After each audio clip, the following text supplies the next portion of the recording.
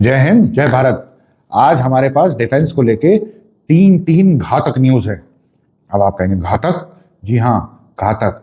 पहली न्यूज है हमारा जो अनमैन्ड स्टेल्थी यूएवी, यूएवी भी बॉम्बर का, वो उसका जो प्रोसेस है वो कंप्लीट हो गया है, क्योंकि इसका एक स्विफ्ट करके एक मॉडल आया था जो इसका मिनिएचर मॉडल था, उस पर सारे टेस्ट सक्सेसफुली कंक्लूड हो गए हैं। अब उस मिनिएचर वर्जन का बड़ा वर्जन, जिसको कि घातक के नाम से लॉन्च किया जा रहा है, उस पर काम करना शुरू हो गए हैं। और ये जो है घातक, ये किस कैटेगरी में आता है? ये आता है यूएसए के B-2 जो स्टेल्थ स्ट्रेटेजिक बॉम्बर है, मैंड नहीं, अनमैंड, उसकी रेंज का ये एक एयरक्राफ्ट है या एक यूएवी है। अब देखिए, अनमैंड है तो अनमैंड एरियल व्हीकल ही बोलेंगे हम, लेकिन इसकी जो पूरी की पूरी लेंथ और ब्रेड्थ है उसके हिसाब से ये बहुत बड़ा है। और उसके हिसाब से ये जो है 13 से 15 टन का भारी हाथी है, जो कि किससे पावर होगा? ये पावर होगा हमारे खुद के स्वदेशी ड्राई कावेरी इंजन, जिसका कि thrust output without after burner, एक होता है विदाउट आफ्टर बर्नर, उसको ड्राई कावेरी बोलते हैं, ड्राई इंजन।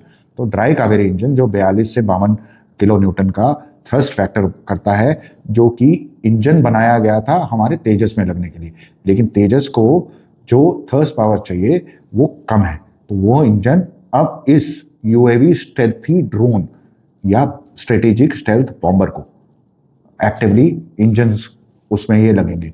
उसके अलावा 13 से 15 टन का ये जो है, जब जहाज ऊपर जाएगा अनमैन्ड, तो ये तो उसकी टनेज हो गई कि उसकी कैरिंग कैपेसिटी कितनी है। उसकी लोड कैरिंग कैपेसिटी है 1.5 to 1.6 ton of arms, ammunitions and armament. अब ये है सीधे सीधे लफ्जों में कि वो 1.5 टन के बम अपने साथ लेके जा सकता है, जिसमें कि हाई प्रिसीजन बॉम्ब्स हैं और एक्टिवली जो कि बॉम्ब होते हैं, जिसको कि जाता है या बंकर बस्टर बम बोला जाता है, या हैवी पेलोड होता है, जो कि एक बारी जाएगा और स्टेल्थ है तो एक्टिवेट करना और उनके सेल्फ डिफेंस और जो दूसरे कंट्री की हैं एंटी डिफेंस को पूरी तरह अवॉइड करते हुए स्टेल्थी मोड में जाएगा और वहाँ जाके एक ही बारी में 1.5 से 1.6 टन का ये आर्म्स का लोड डाउन कर देगा। आप सोच सकते हैं कि 1.5 टन का बॉम्ब्स अगर वहाँ गिरेंगे तो क्या होगा।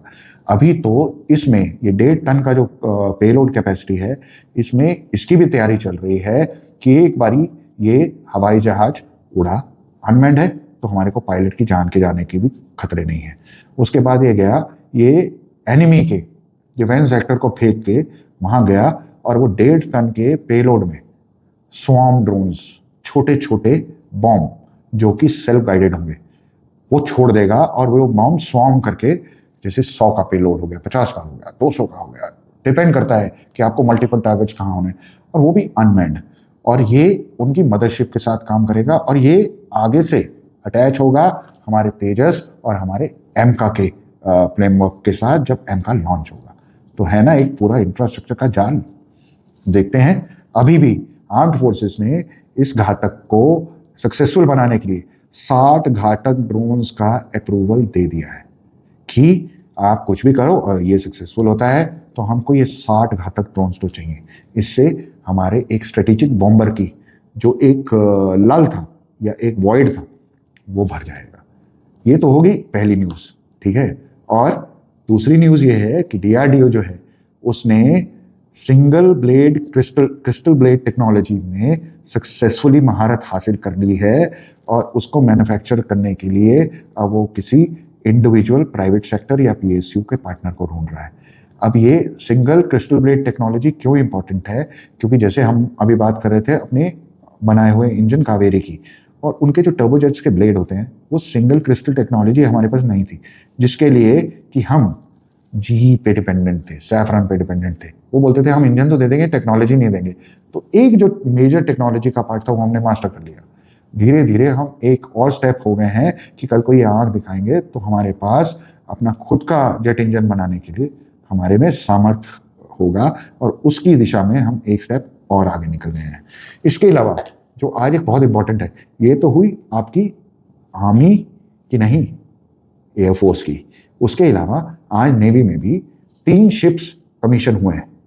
अब 3 शिप्स एक साथ कमीशन हुए हैं और ये कलकत्ता के गार्डन रीच शिप बिल्डर्स की तरफ से ये सारे बनकर तैयार हुए हैं और आज इंडियन नेवी को ये दिए गए हैं।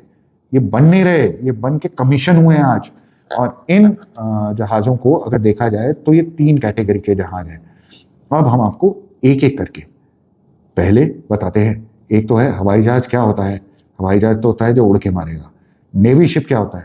नेवी जो फ्रिगेट और डिस्ट्रॉयर है, डिस्ट्रॉयर रेंज में जो नीलगिरी क्लास में है, उसमें IS दोनागिरी करके ये शिप आज डेडिकेट हुआ है इंडियन नेवी को, जिसमें कि ब्रह्मोस, बराकेट, टॉर्पीडोज और जो भी एंटी जैमिंग सिस्टम्स, उसमें सारा का सारा जो होता है ये जहाज कैरी करेगा।